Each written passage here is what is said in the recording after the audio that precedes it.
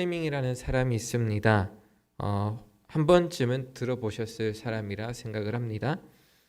1881년 8월 6일 스코틀랜드에서 출생하였고 박테리아 연구에 평생을 바친 미생물학자입니다. 곰팡이에 들어있는 어떤 성분이 박테리아의 성장을 막는다고 추론하고 결론을 내렸습니다. 이후에 푸른 곰팡이의 배양물에서 페니실린, 최초의 항생제죠. 이 페니실린이라는 물질을 발견해내고 이 연구로 공동 연구자인 체인과 플루리와 함께 노벨 생리학 의학상을 수상하였습니다. 이 플레밍은 처음 페니실린에 대한 가능성을 발견했습니다. 페니실린 이전에 페니실륨이라는 물질이 있었는데요. 12년 동안 여러분 이것을 배양하는 것에 성공을 하지만 아쉽게도 그 다음 걸음을 걷지 못합니다. 1940년이 되었습니다. 약 그가 60세가 가까이 된 시점이죠. 연구가 멈춰진 후 이 1940년까지 어느 정도의 시간이 지날 즈음에 이 아까 공동으로 노벨 의학상을 받았던 이 체인이라는 학자가 이 생화학자인데요. 플레밍이 작성한 서류를 우연히 발견하게 됩니다. 멈춰져 있던 연구 자료죠. 플레밍이 사망했다라고 생각한 체인은 다른 화학자의 도움을 받아 페니실륨에서 병균을 죽이는 물질인 곧 페니실린을 분리해내는데 성공을 하게 됩니다. 질문이 하나가 생깁니다. 알렉산더 플레밍은 왜 자신의 연구를 끝까지 완료하지 못하고 누군가의 도움, 공동 연구자의 도움을 받았어야만 했을까요? 그 이유는 돈이 없어서도 아니고 다른 이유들도 아니고 단 한 가지입니다. 그 이유는 자신의 상사를 설득하지 못했기 때문입니다. 플레밍은 앞서 1906년 런던 대학교의 성마리아 의학교를 졸업하고 동일한 학교 암롯라이트의 연구실에서 미생물학을 전공하고 강사가 되는데 이 암롯라이트가 그의 상사였습니다. 매우 독선적이지만 현명하고 뛰어난 사람이었다고 합니다. 그런데 우리가 한번 고민해 보면 그의 상사가 매우 독선적이었다는 이유 때문에 플레밍이 자신의 의견을 피력하는 데 문제를 주었던 유일한 이유는 아닐 거란 뜻입니다. 무슨 말인가 하면 플레밍에게 그 나름대로의 결점이 있었다는 뜻이죠. 그러면 그 플레밍이 가지고 있었던 결점은 무엇이었습니까? 플레밍은 그 앞서 말씀했던 것처럼 스코틀랜드에서 태어났고 어느 외딴 농장에서 태어났습니다. 플레밍의 아버지는 재혼을 해서 플레밍이를 낳았고 밑에 동생 한 명을 더 낳았습니다. 재혼을 해서 낳았기 때문에 플레밍은 다른 형제들과 나이가 꽤 많이 차이가 났습니다. 플레밍이 태어날 때에 형 중에 한 명은 이미 대학생이었습니다. 그러니까 형들과 20세 이상으로 나이 차이가 났다는 뜻이죠. 플레밍의 아버지는 60세에 재혼해서 플레밍을 낳았고 또 동생인 막내 아들을 낳았습니다. 그리고 나서 얼마 지나지 않아 뇌출혈로 쓰러지게 되니 어쩌면 플레밍은 아버지의 올바른 돌봄도 그 다음에 어머니의 올바른 돌봄도 받지 못했습니다. 나이 차이가 많이 나는 형제들에게 플레밍의 의사는 어린아이 취급을 당하거나 무시당하기 일쑤였겠죠. 플레밍의 놀이는 사냥과 낚시가 고작이었고 친구들이 없이 수 킬로미터 떨어진 학교를 오다녀야 했습니다. 그리고 집에 돌아오면 쾌활한 형들의 이야기와 활동들을 보고 듣는 거에 만족해야 됐습니다. 그래서 플레밍은 말이 없는 아이였습니다. 그리고 그 말이 없는 아이는 성장했습니다. 연구소에서도 공동작업과 토론 혹은 식사를 할 때에도 플레밍은 말이 없었다고 합니다. 그래서 함께 일하던 여자 동료에게 청혼도 하지 못했고 어렵게 청혼을 할 때에도 웅얼거리는 말 때문에 상대 배우자가 다시 말해보라고 요청을 했어야 되는 정도라고 하니까 얼마나 말이 없고 숫기가 없는 사람이었었는지 우리가 추측해 볼 수가 있습니다. 말이 없다라는 것, 그의 내면에 있는 내재 과거와 한 3주 정도 계속 제목으로 쓰고 있는 몸에 밴 어린 시절은 상처라고 할 수도 있겠고 아니라고 할 수도 있겠습니다.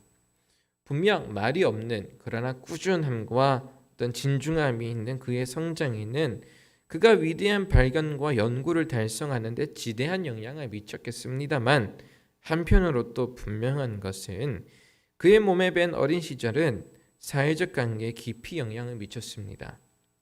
결혼에 영향을 미쳤고 하마터면 인류의 가장 훌륭한 발견이자 보물인 페니실린을 만나지 못했을 테니까요. 여러분, 우리는 삼위일체 하나님을 닮았습니다.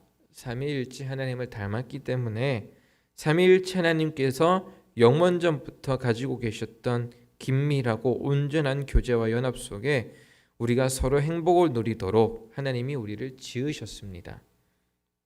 나를 지금 여기에 두신 하나님의 뜻을 따라 함께하고 있는 사람들과 화평을 누리고 거룩한 교회로 존재할 수 있을 때 우리는 우리를 향하신 하나님의 선하신 뜻을 이룰 수 있게 됩니다.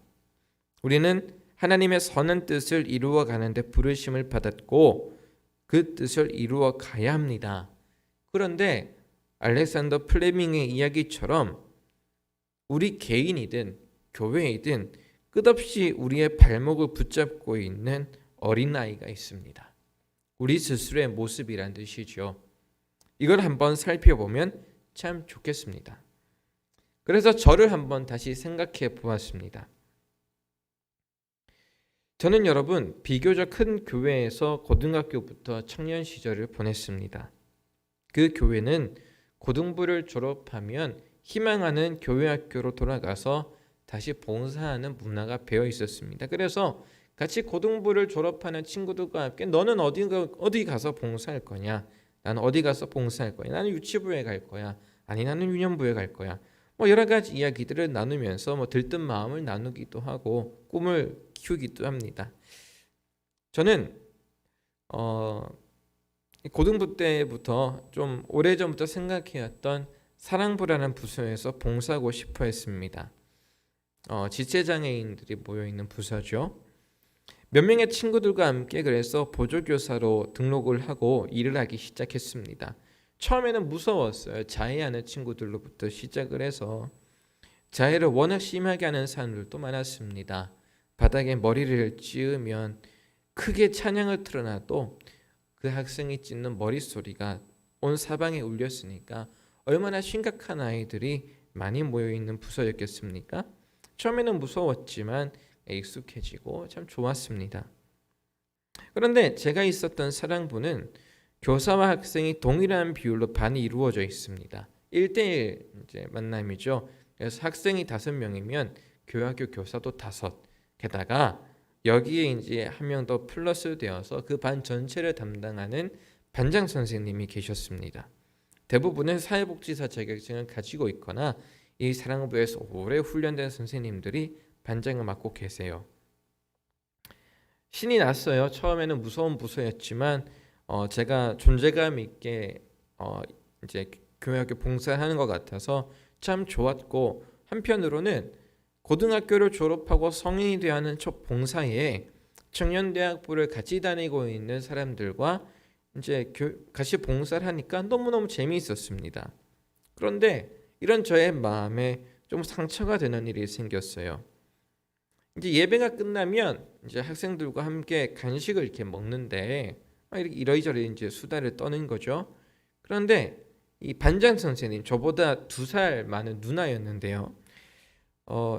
그냥 이야기를 하고 있는데 근데 갑자기 발끈거리더니 책을 들고 제 머리를 때리기 시작했습니다. 도무지 이해가 되지 않았어요. 그런데 그 후에 그 반장 선생님을 제대로 대하기가 참 어려웠습니다. 시선을 회피하기 시작했고 대화가 원만하지 않았고 나 스스로는 그냥 잘 넘어가는 것 같았는데 관계가 계속 안 좋아지기 시작을 했어요. 그래서 시간이 지나서는 조금 서먹한 관계가 되긴 했지만 어찌되었든 굉장히 기억에 남는 일이었던 것 같았습니다. 그러다가 시간이 지나서 생각을 해보니 그때 그 일은 왜 때리냐고 무슨 일이냐고 따지고 들 법한데 저는 그냥 꾹 참고 넘어갔습니다. 그리고 그 아픔을 그냥 제 속으로 곱씹어 삼켰죠. 그리고 나서 조금 더 생각해 보게 되니까 제가 그렇게 반응을 했던 이유는 어릴 적 기억 때문이었던 것 같았습니다. 어릴 적 4살에서 6살 정도로 기억을 합니다. 어머니의 권유로 다니게 된 미술학원이 참 좋았습니다. 그림을 잘 그리지는 못했어요. 재능이 없었기 때문에. 그런데 뭐 이래저래 그려놓고 나면 칭찬해주는 선생님 계시고 참 좋았는데, 여러분 어린아이들이 얼마나 티격태격 잘 싸웁니까? 어린아이들의 특징은 티격태격 싸우다가도 한순간 돌아보면 또 같이 어울리고 놀아요. 먹을 것도 같이 나누어 먹고. 저 역시 4살, 5살 어렸을 때이기 때문에 많이 다투고 그랬었는데, 어느 날 저보다 1살 어린 동생이 제 뺨을 때렸습니다. 근데 그게 굉장히 수치스럽고 힘들었었어요. 근데 어머니한테는 말을 하기는 어렵고 그걸 꾹꾹 삼키기 시작했고, 결국에는 어머니한테 화를 내고 난 미술학원 가지 않겠다라고, 그리고 화를 안 갔습니다. 미술학원을. 그런데 중요한 것은 비교해보니까 똑같아요.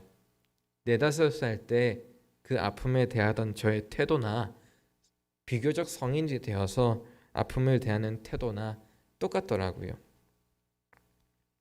제 속에도 동일한 어린아이가 있었던 것이지요. 성인이 되었지만 여전히 독립하지 못하고 자라나지 못하고 그때 머물러 있던 어린아이가 저의 삶과 패턴에 계속적인 영향을 미치고 있었던 겁니다. 여러분, 오늘 성경에서 고린도 교회의 문제는 그렇습니다.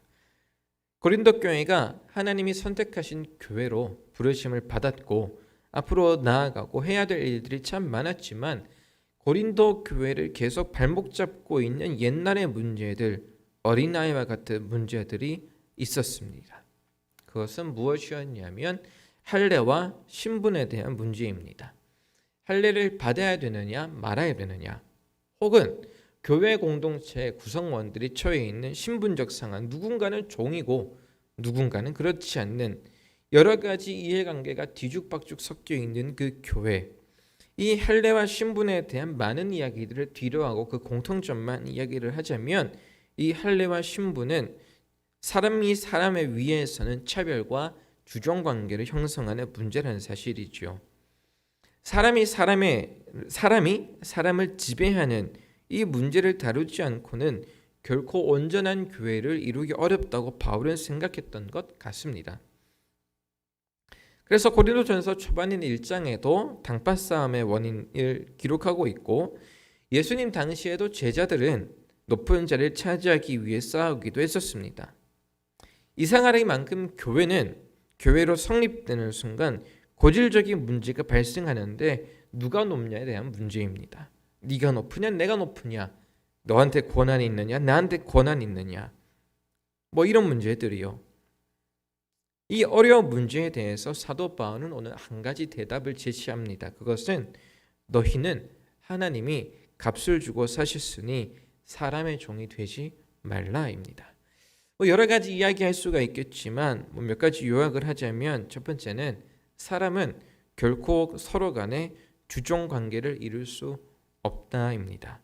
물론 사도 바울이 사는 세대는 성경에 기록된 대로 종과 혹은 주인된 사람이 존재하지만, 그러나 그 심중 깊숙이에는 하나님만 사람의 주가 될 수 있다라는 인식이 사도 바울의 깊숙이 있었던 것 같습니다. 때문에 사람이 결코 사람의 주종관계를 이룰 수 없기 때문에 너희가 둘러싸고 있는 사회적 규례와 약속도 너희를 구속할 수 없다라고 사도 바울은 보았던 것 같습니다. 그리고 하나님이 너희를 사셨으니 너희의 참는 주는 하나님뿐이다 라고 사도 바울은 이야기를 하고 있습니다.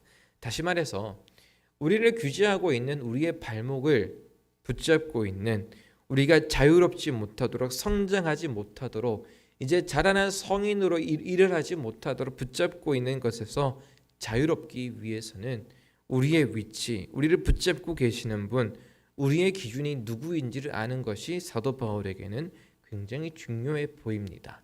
그것을 표현하는 말이 우리를 하나님이 값을 주고 사셨다입니다. 이 값이 무엇이겠습니까? 하나님의 아들 예수 그리스도입니다. 그리스도께서 우리를 위하여 피 흘리시고 돌아가셨고 부활하사 승천하셨으며 다시 오시겠다는 그 약속이 우리를 자유롭게 합니다.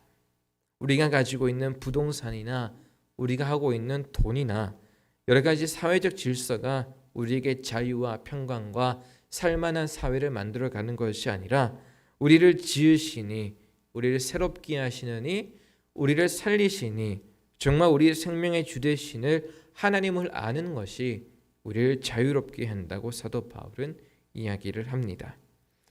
고린도전서 13장 11절에 보게 되면 내가 어렸을 때에는 말하는 것이 어린아이와 같고 깨닫는 것이 어린아이와 같고 생각하는 것이 어린아이와 같다가 장성한 사람이 되어서는 어린아이의 일을 버렸노라. 여러분, 우리가 나아가야 될 앞길을 걸어가지 못하게 하는 어린 시절을 과감하게 버릴 필요가 있습니다. 그런데 그것은 참 버리기가 어렵습니다. 왜냐하면 그것은 아까 말했던 것처럼 몸에 밴 어린 시절, 내 스스로이기 때문에 그렇습니다. 내가 나를 버리는 것은 참 어렵습니다. 내가 나를 십자가에 못 박는 것은 참 불가능합니다. 그러나 그것이 불가능할수록 우리를 사랑하사 죽기까지 낮아지신 예수 그리스도 그분을 의지해야 되는 것이 교회의 사명입니다. 교회가 처해 있는 문제를 해결해 나가는 길은 정치적인 요소도 아니고 경제적인 요소도 아니고 사람이 많이 모인다고 해결할 수 있는 것도 아니고 정말 필요한 인원만 모인다고 해결되는 것도 아닙니다. 성경은 한결같이 한 가지만 이야기를 합니다. 너희를 값주고 사신 하나님을 기억하고 사람을 종으로 삼는 여러 가지 질서에 너희 스스로 얽매이지 말아라. 하나님이 값을 주고 나를 사셨다라는 것, 나는 하나님의 소유라는 것을 염두에 두고 오늘 하루의 시간을 보내는 우리 상일교회가 되었으면 참 감사하겠습니다. 기도하겠습니다. 살아계신 하나님, 사랑하는 상일교회의 성도들의 삶이 어디 자리에 있습니까? 어디에 있습니까? 또 이 삶을 가로막고 묶고 있는 어려움들은 무엇입니까? 내적 갈등들은 무엇이고 수없이 다가오는 외적 고민들은 무엇입니까? 내적이든 외적이든 관계없이 우리 상일교회 성도들은 그 모든 것들을 넘어 우리에게 적극적으로 다가오시는 하나님의 나라와 그 은혜를 구하는 귀한 교인 되게, 귀한 성도 되게 하여 주옵소서. 상일교회가 하나님 앞에서 참 자유로 가득한 교회가 되었기를 원합니다. 하나님 은혜를 베풀어 주옵소서. 우리의 입술을 지켜주시고 우리의 마음을 지켜주시고 우리의 눈과 우리의 생각을 지켜주시고 오직 우리의 마음을 열어 하나님을 향하는 상일교회 되도록 은혜를 베풀어 주옵소서. 하나님께서는 이 교회를 서로 경쟁하고 싸워서 쟁취하라 말씀하시는 것이 아니라 그리스도와 같이 낮아져서 서로 사랑하라 말씀하시니 하나님, 우리가 참으로 사랑할 수 있는 용기와 힘을 더하여 주옵소서. 오늘도 하나님이 베푸시는 은혜를 기대하고 바라며 예수님의 이름으로 기도합니다. 아멘. 이 시간 찬송가 266장입니다.